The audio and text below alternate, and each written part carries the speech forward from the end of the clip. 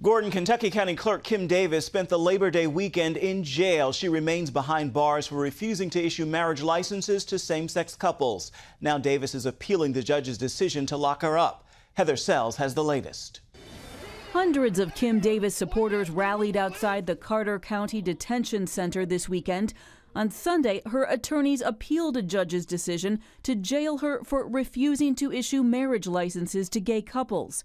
Davis says doing so would violate her Christian beliefs. Over the weekend, her lawyer said Davis was in good spirits, but the pressure on her is coming from all sides, even some on the right who think she should back down. I respect the fact that this lady doesn't agree, but she's also a government employee. She's not running a church. I wouldn't force this on a church, but in terms of her responsibility, I think she has to comply. Davis's legal team says she's committed both to following her conscience and keeping her job. She has no intention of stepping down because she loves her people and loves the job. They're asking that the state of Kentucky accommodate her beliefs by simply removing her name and title from marriage certificates. This accommodation would cost the taxpayers nothing. You change the form and amend the statute. The problem, the law can't be changed until Kentucky lawmakers meet again in January. Among conservatives, there's growing outrage over Davis's imprisonment. So when is it that liberals get to choose which laws they support, but a county clerk in Kentucky who, acting on her Christian faith, is criminalized, jailed without bail? Presidential candidate Mike Huckabee will hold a rally Tuesday to support Davis. U.S. District Judge David Bunning has said Davis will be in jail at least a week, but she could easily stay longer if she does not obey his order. Heather Sells, CBN News. Turning now to migrant crisis in Europe, where hundreds of thousands are fleeing war and chaos in the Middle East and seeking asylum. Over the weekend, Austria took in 14,000 refugees stuck in Hungary. Today, France announced it will accept 24,000, and the UK is expected to take another 10,000. Pope Francis called on every Catholic parish in Europe to help one family, and the Vatican itself will take in 2. Meanwhile, Greece is seeking help from the EU to deal with 230,000 refugees who came through Turkey. New signs of trouble for Hillary Clinton's Democratic presidential bid. The latest NBC Marist poll shows Senator Bernie Sanders is now leading Clinton 41 to 32%, expanding his existing lead in the New Hampshire primary. Clinton still holds an 11-point lead over Sanders in Iowa. But the same poll shows Donald Trump would beat Clinton in Iowa in a head-to-head race for president. Say the word runner and you might think of Olympians like Usain Bolt or Jackie Joyner-Kersee, but most of the 65.5 million people who call themselves runners don't stand out, win gold, or break any records. John Jessup found one inspirational athlete who proves it can be a sport for anyone. Washington, D.C., a place known for running and not just for public office.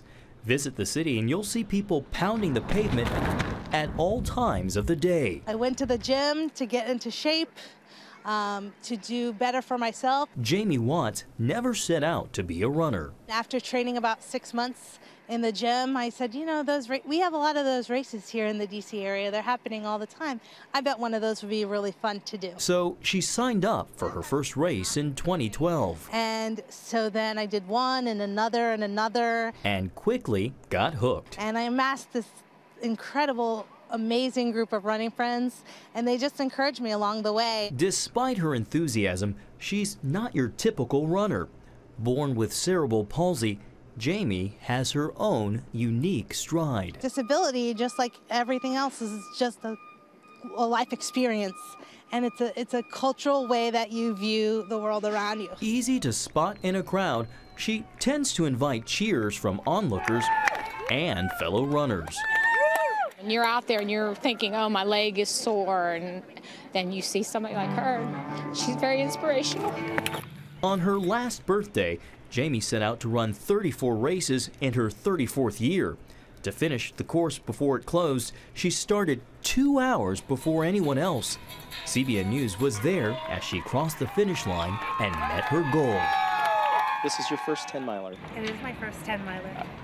How are you feeling? I feel amazing. I feel like I could do anything. Her best friend Katie flew in from Texas to cheer her on. Jamie Watts is my hero. She is the most positive, upbeat, generous, caring person I have ever met in my life. It's part of her professional life too, working to help people with disabilities find jobs. In no way would I ever attempt to speak for all people with disabilities. I don't, right? But if I can change the way that one person interacts or thinks about interacting with people with disabilities, that's a fantastic thing. Katie's convinced there's nothing Jamie can't do. She and I went to Ecuador this past summer, and she climbed a volcano with a smile on her face the whole time. She does not let anything stop her or slow her down. And Jamie, who's gained more confidence as a runner, believes that too. I have learned that I can do anything that I set my mind to.